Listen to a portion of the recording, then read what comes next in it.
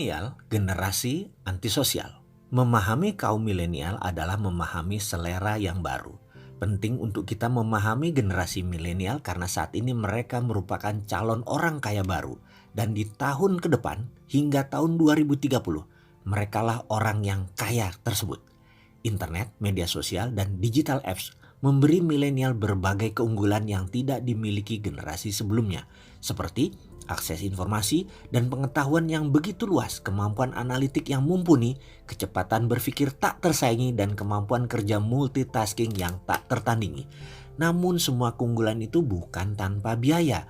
Milenial yang begitu tergantung pada teknologi dan waktunya habis untuk bergumul dengan layar smartphone menjadikan mereka kehilangan kemampuan dasar berinteraksi dan bersosial atau basic social skill dengan orang lain. Apa yang terjadi?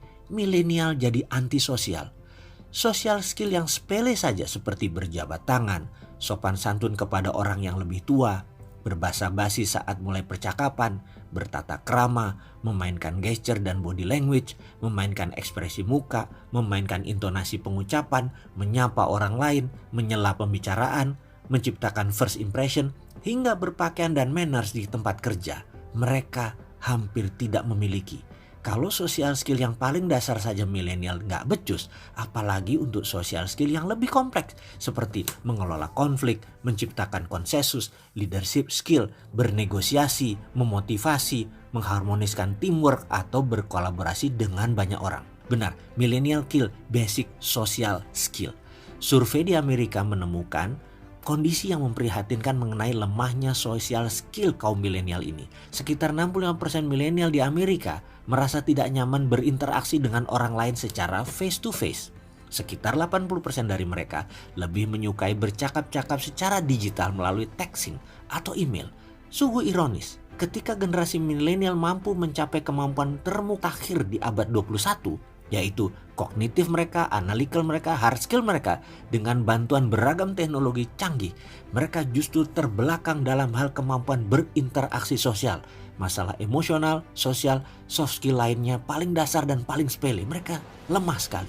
Sumbernya adalah ketergantungan milenial pada smartphone dan apps. Untuk mumpuni menjalankan basic social skill, mereka harus melatihnya setiap saat dengan berkomunikasi dan berinteraksi secara langsung face to face dengan orang di sekelilingnya. Ini harus kita lakukan demi milenial kita yang tangguh. Milenial adalah generasi yang dibesarkan oleh Facebook dan berbagai apps. Sejak kecil komunikasi dan interaksi mereka lebih banyak dilakukan melalui smartphone. Baik melalui texting, email, posting di blog, atau update status di media sosial. Melalui interaksi secara online, itulah sikap dan perilaku yang mereka bentuk. Kini, sebagian aktivitas mereka kaum milenial tergantung pada apps, mulai dari pemesan pizza, mendengarkan musik, menonton film, merencanakan liburan, berolahraga, nge-gym, berkencan, dan mencari jodoh atau dating, hingga mengikuti seminar dan perkuliahan. Semua ini bisa dilakukan tanpa bercakap-cakap dan berhubungan face to face dengan orang lain.